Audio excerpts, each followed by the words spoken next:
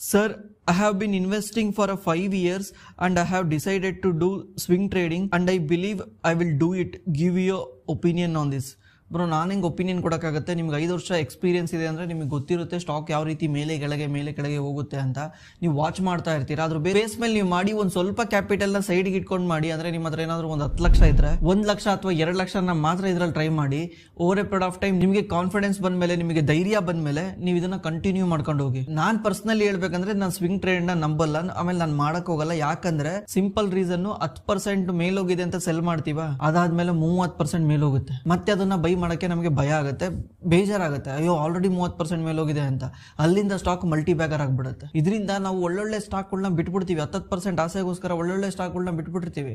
Bull market ಹೆಂಗಿರುತ್ತೆ ಅಂದ್ರೆ, bull market ಹೋದ್ರೆ ಸೀದಾ ಹೋಗುತ್ತೆ, ಬಿದ್ದರೆ ಸೀದಾ ಬೀಳುತ್ತೆ. ನಿಮ್ಮ ಸ್ಟಾಕು ನೀವೇನಾದ್ರು ಸೆಲ್ ಮಾಡಿದ್ದೀರಾ ಅಂತ 10% ಮಾತ್ರ ಹೋಗ್ಬಿಟ್ಟು ಆಮೇಲೆ ಕೆಳಗೆ ಬರಲ್ಲ. ನೀವು ಸೆಲ್ ಮಾಡಿದಾನೆ ಮತ್ತೆ ಒಂದು ಬೈ ಮಾಡಬೇಕು ಅಂತೇಳಿ ಕೆಳಗೆ ಬರಲ್ಲ, ಅಲ್ಲಿಂದ ಮೇಲೆ ಹೋಗೋಕೆ ಸ್ಟಾರ್ಟ್ ಆಗುತ್ತೆ.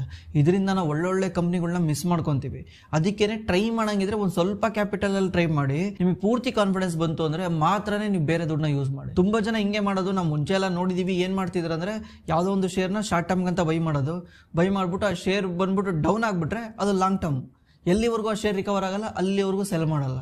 ಈ ಥರ ಮಾಡೋಕ್ಕೆ ಸ್ಟಾರ್ಟ್ ಮಾಡ್ತೀರಾ. ನೀವು ಮಾಡೋಕ್ಕೆ ಸ್ಟಾರ್ಟ್ ಮಾಡ್ತೀರಾ. ಸ್ವಿಂಗ್ ಟ್ರೇಡಿಂಗ್ ಯಾರ್ಯಾರು ತಲೆಯಲ್ಲಿದೆ ಅಲ್ಲ, ಎಲ್ಲರೂ ಅದೇ ರೀತಿ ಮಾಡೋದು. ಸ್ವಿಂಗ್ ಟ್ರೇಡಿಂಗ್ ಮಾಡೋಣ ಅಂತ ಶೇರ್ಸ್ನ ಬೈ ಮಾಡ್ತಾರೆ, ಅದೇನಾದರೂ ಕೆಳಗೆ ಬಂದರೆ ಸೆಲ್ ಮಾಡಲ್ಲ, ಹಂಗೆ ಇಟ್ಕೊಂಡ್ಬಿಡ್ತಾರೆ. ಅವಾಗ ಲಾಂಗ್ ಟರ್ಮ್ ಇನ್ವೆಸ್ಟರ್ ಆಗಿಬಿಡ್ತಾರೆ.